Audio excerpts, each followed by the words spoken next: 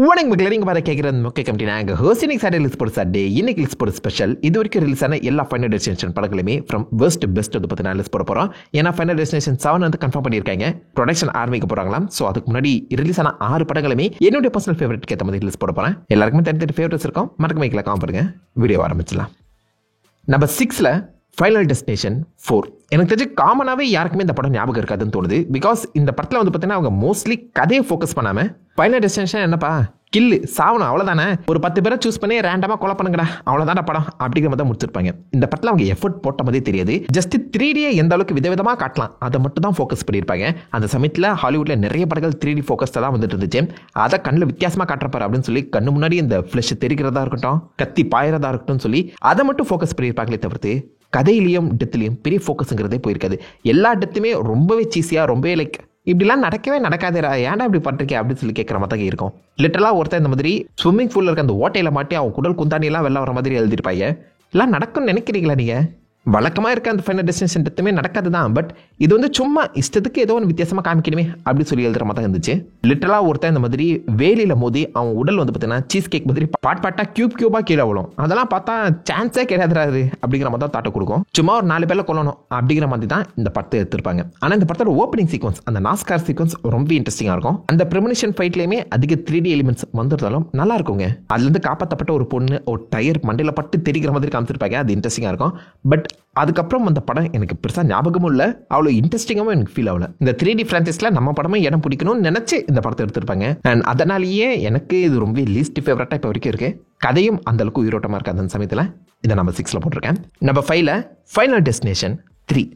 இந்த படத்தோட ஓப்பனிங் ப்ரெமனிஷனுங்கிறது பார்த்தீங்கன்னா ரோலோ கோஸ்டரில் நடக்கும். இதை பார்த்து நான் சின்ன வயசில் பெருசாக பயந்துருக்கேங்க. நிஜமாலே ரோலோ கோஸ்டர் வந்து உடஞ்சி விழுதா என்னடா பண்ணுறது அப்படின்னு சொல்லி சில சமயங்கள் நான் ரோலோ கோஸ்டர்லேயே ஏறாமல் போயிருக்கேன். அந்த அளவுக்கு நான் பயமுறுத்தி வச்சிருக்காங்கன்னா யோசிச்சு பாருங்க. அந்த ப்ரெமனிஷன் ரொம்பவே ஐகானிக்காக இருக்கும்னு சொல்லலாம். இந்த படத்தில் நம்ம மேரி எலிசபெத் வின்சென்ட் வேறு வந்திருப்பாங்க. எனக்கு தெரிஞ்சு மிக முக்கியமான ஒரு ஆக்டர்ஸ் கேஸ்டிங்கிறது இங்கே தான் நடந்திருக்கு. அவங்க ஃபோக்கஸ்டாகவே கதையை நகருமா. ஸோ அது ரொம்ப ஈஸியாக இருக்கும் இந்த கதையை ஃபாலோ பண்ண.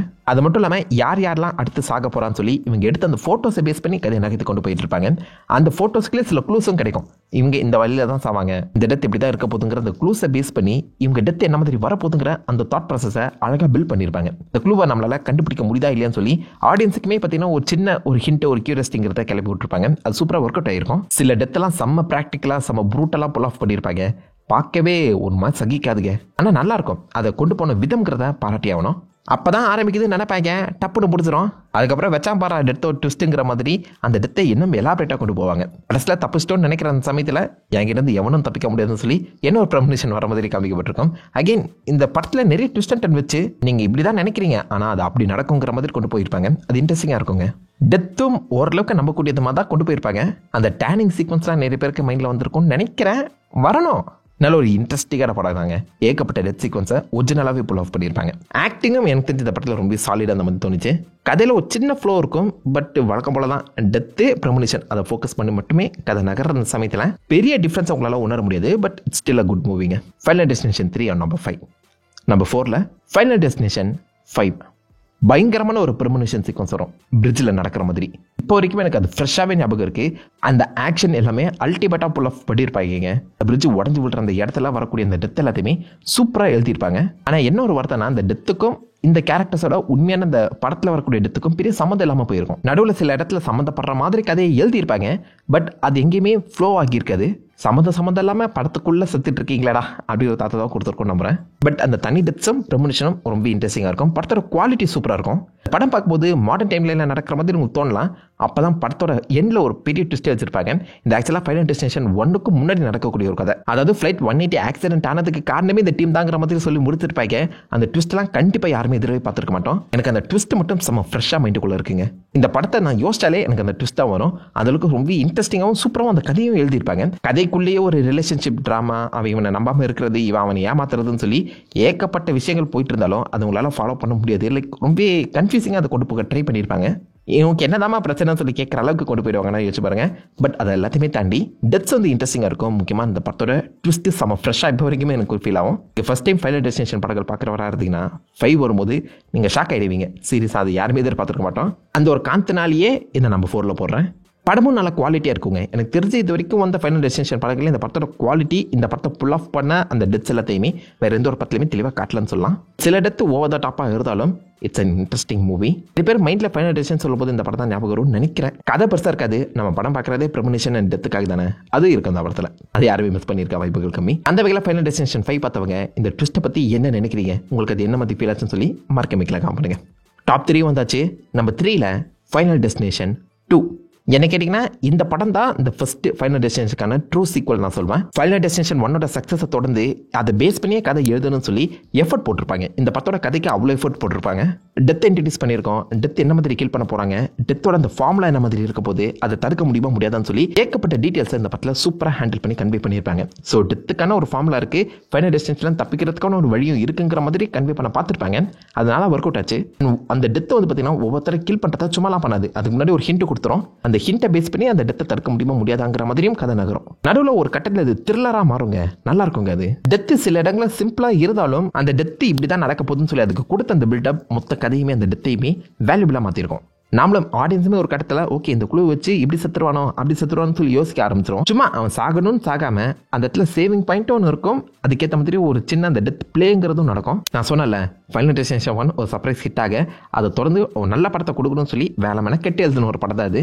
ரைட்டிங் சூப்பராக இருக்கும், டெத் இஸ் ஓகே, பட் அந்த ப்ரெமோனிஷன் இது வரைக்கும் எனக்கு தெரிஞ்சு ஃபைனல் டெஸ்டினேஷன் சொல்லும்போதே நிறைய பேருக்கு இந்த ப்ரெமோனிஷன் தான் ஞாபகம் வரும் நம்புறேன். புஷ்பா மரக்கட்டைகள், எஸ் ட்ரக்கில் மரக்கட்டைகளை ஏற்றிட்டு போனாலே கண்டிப்பாக இப்போ இருக்க நம்ம மாதிரி ஆளுங்க அந்த படத்தை பார்த்தவங்க ஒரு 20 அடி பின்னாடி தான் வருவோம்னு நினைக்கிறேன், இல்லைனா அந்த லைன்லேயே இருக்க மாட்டோம். எப்போ எது விடுன்னு சொல்ல முடியாதுல்ல, அந்த மாதிரி நிறைய பேருக்கு ஒரு ட்ராமாவை உருவாக்குன ஒரு படம் தான் இதுதாங்க. இப்போ வரைக்குமே பல பேர் எனக்கு தெரிஞ்சு அந்த லாக் மார்க்கெட்டுக்கு ஏற்றி போகிற அந்த லாரியை பார்த்தா எப்படியும் அந்த லைனில் இருக்க மாட்டாங்க நம்புறேன். ஏன்னா அப்படி ஒரு ட்ராமாவை அது கிரியேட் பண்ணிட்டு போயிருக்கு.